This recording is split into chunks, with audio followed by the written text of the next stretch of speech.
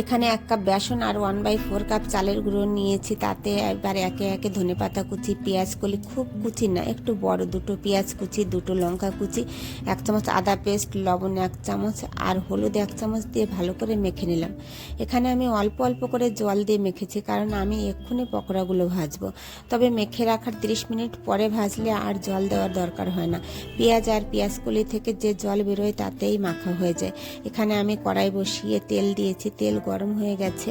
এবার একে একে পকোড়াগুলো দিয়ে হালকা আছে এপিট ওপিট বারে বারে উল্টে ভেজে নেব। ভাজা হয়ে গেছে, এবার আমি তুলে নেব। হয়ে গেছে আমার পকোড়া। আপনারা চায়ের সাথে বা সস দিয়ে খেতে পারেন, তবে আমি আজ গরম ভাতে খাবো। খুব সাধারণ একটা রেসিপি, ভালো লাগলে লিখে জানাবেন। ওকে, ভালো থাকবেন।